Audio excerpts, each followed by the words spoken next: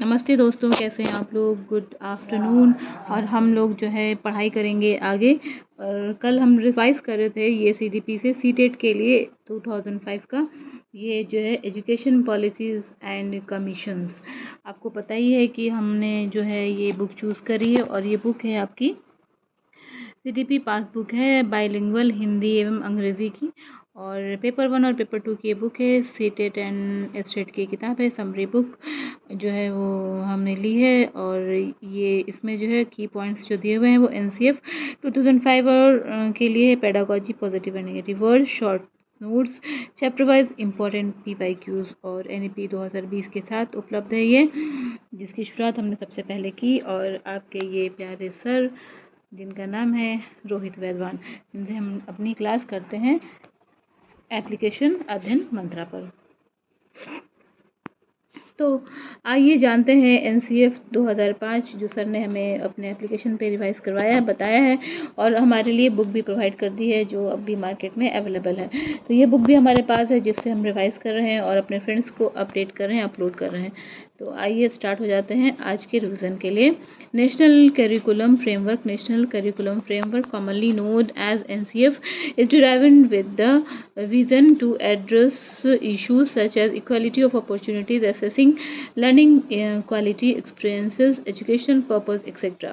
राष्ट्रीय पाठ्यचर्या रूपरेखा को आमतौर पर एनसीएफ के रूप में जाना जाता है, जो अवसरों की समानता, सीखने के आकलन, गुणवत्ता के अनुभव, शैक्षिक उद्देश्य आदि जैसे मुद्दे को संबोधित करने के लिए दृष्टि से संचालित किया जाता है।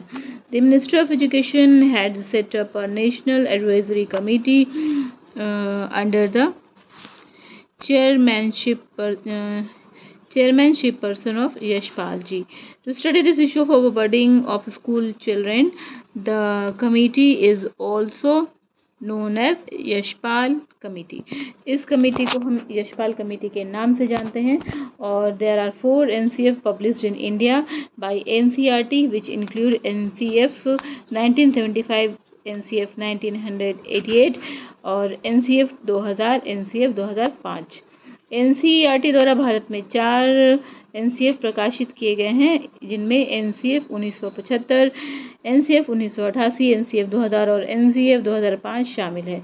NCF 2005 has been translated into 22 language and has influenced their syllabus in 17 state. NCF 2005 को 22 भाषाओं में अनुवादित किया गया है और 17 राज्यों में पाठ्यक्रम को प्रभावित किया है। ड्राफ्टिंग कमेटी है 35 members and 21 focus group. NCF में 35 सदस्य और 21 फोकस समूह हैं।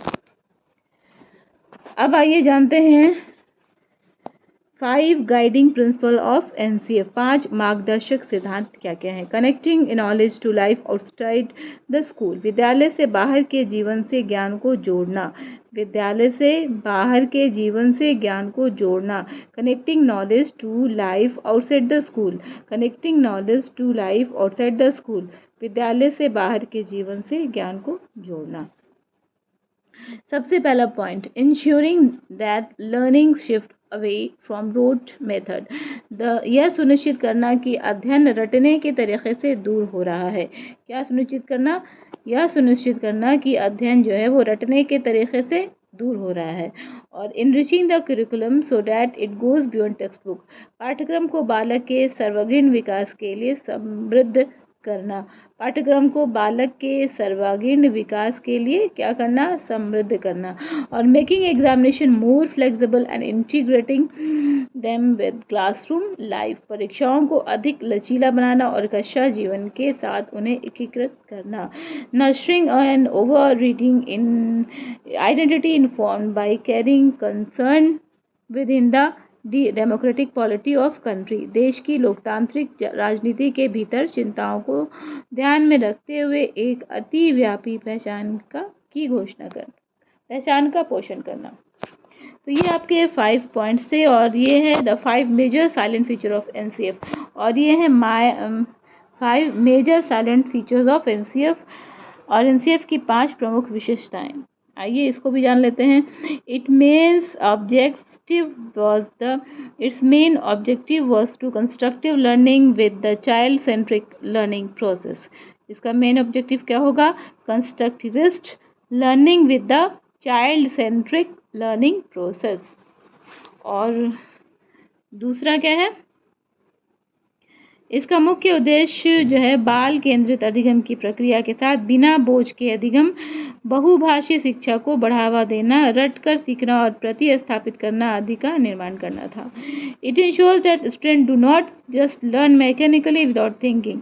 यह सुनिश्चित करता है कि छात्र बिना सोचे समझे यंत्रवत सीखें। और a lot of examination assessment reform were also introduce through NCF के माध्यम से बहुत सी परीक्षा और मूल्यांकन सुधार भी पेश किए गए। और financially reforms are not the features of NCF. वित्तीय सुधार एनसीएफ 2005 की विशेषता नहीं है। तो हमने कितनी चीज़ें जानी जो एनसीएफ 2005 के रिगार्डिंग थी, इससे रिलेटेड थी।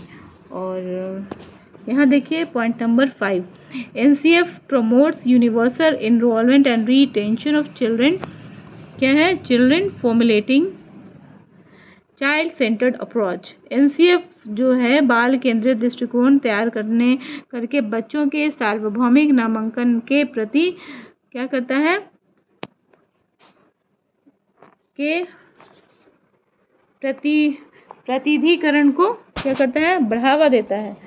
और एनसीएफ 2005 रिकमेंडेड मेजर शिफ्ट्स, और एनसीएफ 2005 जो है कुछ मेजर शिफ्ट को रिकमेंड करता है।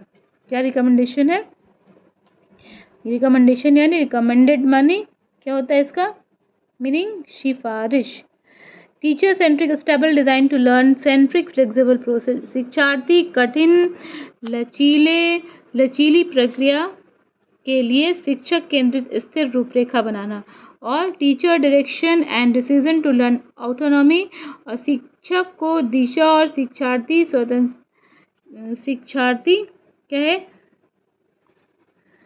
स्वायत्तता का निर्णय। और teachers guiding and monitoring to facilitate क्या है? An agent encouragement to learning. और शिक्षक मार्गदर्शन और नियंत्रण और निगमन के लिए प्रोत्साहन के लिए प्रतिनिधि। नेक्स्ट पॉइंट पे आते हैं। Passive reception to achieve participation in learning. अधिगम में भागीदारी प्राप्त करने के लिए निष्क्रिय ग्रहण। और learning in the classroom to learn a wider social context. एक व्यापक सामाजिक संदर्भ में सीखने के लिए कक्षा में सीखना। और knowledge give the knowledge constructed. दिए गए ज्ञान से ज्ञान का निर्माण। Disciplinary focus to multiple and divergent exposure. विभिन्न और अपसारी प्रदर्शन के लिए क्या है? अनुशासनात्मक ध्यान केंद्रित करना। Exam and appraisal at time to see. सतत और व्यापक मूल्यांकन के लिए कभी भी परीक्षा और मूल्यांकन किया जा सकता है अपने बच्चों का, अपने छात्रों का। अब ये है क्या? लर्निंग विदाउट बर्डन, बोझ रहित शिक्षा। The concept of learning without burden was taken up from the Yashpal committee report number 1933। तो ये आप लोग समझ गए, और इससे हमारे ऑब्जेक्टिव्स आते हैं, इसे हमें भूलना नहीं है, हमें याद रखना है। देखिए इन्होंने मैथ के लिए क्या बोला था? एनसीएफ 2005 ने emphasize the succeeding in mathematics should be mandatory for every child. NCF 2005 इस बात पर जोर देता था कि गणित में सफल होना हर बच्चे के लिए अनिवार्य होना चाहिए। The main goal of mathematics education is at the primary level. The mathematicians क्या है? The mathematization of a child's thinking. प्राथमिक स्तर पर गणित की शिक्षा का मुख्य लक्ष्य एक बच्चे की सोच का गणितीकरण है। ये बहुत बढ़िया है। और कुछ चीज़ें हैं भाषा के लिए क्या बोलता है NCF? In language it emphasize on implementing the 3 language formula. क्या है 3 language formula? With emphasize other on mother tongue as a medium of instruction. भाषा में यह निर्देश के माध्यम के रूप में मातृभाषा पर बल देने के साथ साथ 3 भाषा सूत्र को लागू करने पर भी बल देता है। और सेकंड क्या है? It focus on language and integral part of every subject since reading, writing, listening, speech contribute to a children progress in all curricular areas and therefore constitute the basis of learning। तो यह हर विषय के लिए अभिन्न अंग के रूप में भाषा का केंद्रित है, और क्योंकि पठन पाठन लेखन श्रवण सभी भाषा पाठ्यक्रम के क्षेत्रों में बच्चे की प्रगति से योगदान देते हैं और इस प्रकार की अधिगम का आधार बनाते हैं। तो ये हमने देखा कि एनसीएफ ने सब विषयों के लिए क्या क्या बातें अपनी रखी थी और क्या क्या बातें लागू हो चुकी हैं। और ये है साइंस विषय के लिए। The focus group on teaching science emphasize on experiment based learning in school science curriculum. विज्ञान के शिक्षण पर फोकस समूह ने स्कूल विज्ञान पाठ्यक्रम प्रयोग आधारित शिक्षा पर जोर दिया। Improving school libraries laboratories workshop are required to promote a culture of experiment based learning while reducing the importance of external examination. तो ये सारी चीज़ें थी जिसको हमने जाना। और देख लीजिए इसमें ये जो क्या बोल रहे हैं कि बाहरी परीक्षाओं के महत्व को कम करते हुए प्रयोग आधारित शिक्षा को संस्कृति को बढ़ावा देने के लिए स्कूल की पुस्तकालय प्रयोगशाला और कार्यशालाओं में सुधार करना बहुत बहुत ज़रूरी है। तो आज हमने जाना कि एनसीएफ 2005 की इन खास बातों को। कल जो है जो कुछ बचे हुए हैं थोड़े बहुत वो हम देख लेंगे और उसके बाद हम आएंगे किसमें, कोठारी कमीशन में।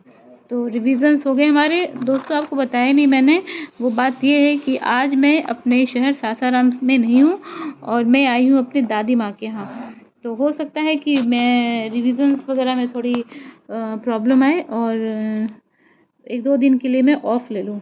मैं घूमने आई थी तो मैंने सोचा कि चलो आज थोड़ा मौका मुझे लेट से ही मिला, लेकिन मैंने सोचा रिवाइज़ कर लेती हूँ।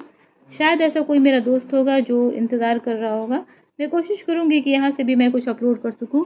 एक्चुअली मैं इस वक्त अपने गांव में हूँ और मेरा गांव है जहानाबाद में। तो अगर अपलोड नहीं हो सका, मेरी रिकॉर्डिंग्स नहीं आप तक पहुँच सकी, वीडियोज़ नहीं आप पहुँच सके, तो इसके लिए मैं माफ़ी चाहती हूँ। लेकिन 2-3 दिन के बाद फिर से मेरी स्टडी कंटिन्यू होगी, रिवीजन शुरू हो जाएंगे। लेकिन मैं कुछ बुक्स अपने साथ लाई हूँ तो इसके लिए मैं सोच रही हूँ कि जो अभी आज वक्त है मेरे पास तो उसको कुछ रिवाइज़ कर लें। तो जब भी मौका मिलेगा मैं एक आध अपलोड कर दूँगी और उससे भी रिवीजन के कनेक्शन में रहूँगी, क्योंकि अगर एक बार ब्रेक हो गया तो फिर पढ़ने में भी मन नहीं लगता है। आइए आज हम मिसलेनियस क्वेश्चंस को रिवाइज़ करते हैं और ये बुक है हमारे पास एनसीईआरटी सार संग्रह। और बहुत सारी बुक मैं लेके भी नहीं आई हूँ क्योंकि मैं सफ़र में हूँ और ट्रैवल में मुश्किल हो जाता है। और हम छुट्टियों में आए हैं दादी माँ के पास, तो 1-2 दिन यहाँ रुकेंगे फिर सासाराम जाएंगे। तो ये देखिए, रेडियो सक्रियता रेडियो एक्टिव की माप किसके द्वारा की जाती है, गेगर काउंटर और जीगर काउंटर के द्वारा। सबसे अधिक दहनशील गैस क्या होती है, कंबस्टिबल गैस कौन सी है, हाइड्रोजन। द्रवित पेट्रोलियम गैस एलपीजी में मुख्यतः कौन सी गैस उपस्थित होती है, ब्यूटेन और प्रोपेन। किस वैज्ञानिक ने रबर के वल्कनीकरण वल्केनाइजेशन की प्रक्रिया का आविष्कार किया था, चार्ल्स गुडईयर ने। और अब आगे बढ़ते हैं, यहाँ आते हैं अनुसंधान, प्रायोगिक क्षेत्र एवं अनुप्रयोग। कार्बन आयु गणना, कार्बन डेटिंग, जीवाश्म मृत जीव अथवा वनस्पति की आयु ज्ञात करते हैं। कार्बन डेटिंग जो होती है उसे क्या काम आता है, ये प्रायोगिक क्षेत्र में इसका क्या अनुप्रयोग है। यूरेनियम लेड आयु गणना, इसका क्या अनुप्रयोग है। यूपीवी डेटिंग, पृथ्वी एवं प्राचीन चट्टानों की आयु ज्ञात करने में। पहला हमने पढ़ा था कार्बन डेटिंग, कार्बन आयु गणना, जीवाश्म मृत्यु जीव अथवा वनस्पति की आयु ज्ञात करना। दूसरा है क्या, यूरेनियम लेड आयु गणना, यूबीपी डेटिंग, पृथ्वी की प्राचीन चट्टानों की आयु ज्ञात करने में। और तीसरा है रूबिडियम स्ट्रैनेशियम आयु ज्ञात करना, चट्टानों की खनिज की आयु ज्ञात करने में। और लास्ट है पोटेशियम आर्गन आयु ज्ञात करना, KAR डेटिंग, भूगर्भिक चट्टानों की आयु ज्ञात करना। और यहाँ आते हैं चिकित्सा, ट्यूमर की जांच में क्या, ट्रेसर के रूप में विभिन्न रोगों की जांच में काम आता है। ट्यूमर की जांच में, थोराइड ग्रंथि की सक्रियता की जांच में, और अल्प रक्तक्षय रोग टीबी की जांच में, अंगों की संरचना के अध्ययन में। तो इतना चीज़ से में इसका इस्तेमाल होता है विभिन्न रोगों के उपचार में, रक्त प्रवाह का वेग मापने में, कैंसर के उपचार में, ट्यूमर को नष्ट करने में, अस्थि रोगों के उपचार में। अब आते हैं हम लोग यहाँ कृषि खाद्य संरक्षण में, पादप उर्वरक परीक्षण में और उर्वरक के परीक्षण में। खाद्य संरक्षण में अनाज, सब्जी, मछली आदि लंबे समय तक संरक्षित करने में, पौधों में उर्वरक प्रभाव में और प्रभाव की जांच करने में, प्रकाश संश्लेषण की प्रक्रिया के अध्ययन में, तेल के कुएं के अवस्थिति ज्ञात और धातुओं की चादरों की समान मोटाई की जांच करने में। तो अभी के लिए इतना काफ़ी है, ये रिवीजन जो हमने मिसलेनियस लिया था। और एक यहाँ पे एक नोट्स है, पेयजल को रोगाणु मुक्त करने के लिए इसमें क्लोरीन मिलाई जाती है, हमेशा याद रखेंगे क्लोरीन मिलाते हैं अगर आप अपने पानी को चाहते हैं कि वो मेरा पानी शुद्ध रहे और हमें कोई प्रॉब्लम नहीं आए, ठीक है। और अब देखते हैं यहाँ, ये बहुत इंपॉर्टेंट टॉपिक है, एग्जाम्स में अक्सर आते हैं जनरल साइंस में और साइंस में। कुछ महत्वपूर्ण बहुलक, सम इम्पॉर्टेंट पॉलीमर्स, ये पॉलीमर्स हैं बहुलक और उपयोग। नायलॉन 6 रेशे प्लास्टिक टायर रस्सी बनाने में काम आता है। नायलॉन 66 ब्रश संश्लेषित रेशे पैराशूट रस्सी तथा दरी बनाने में। और बैकेलेट का क्या उपयोग होता है, गियर सुरक्षा तथा विद्युत उपकरण बनाने में। और मेलामाइन फॉर्मल्डिहाइड क्या होता है, प्लास्टिक के रेसिन बर्तन बनाने में। और पॉलीएक्रिलोनाइट्राइल संश्लेषित रेशे का संश्लेषण करने उनमें। स्टायरीन ब्यूटाइडर क्या इस्तेमाल होता है इसका, टायर तथा चप्पल में, ऑटोमोबाइल टायर तथा चप्पल। और नाइट्राइल रबड़ क्या होती है, सीले बनाने में, टैंक के अस्तर बनाने में। आज हमने इतनी चीज़ें जानी और इसी के साथ रिवीजन को यहाँ पे क्लोज करती हूँ। फिर मुझे जब भी मौका मिलेगा मैं आगे रिवीजन करूँगी तो आपके लिए अपलोड करूँगी। Bye bye, take care, have a nice day.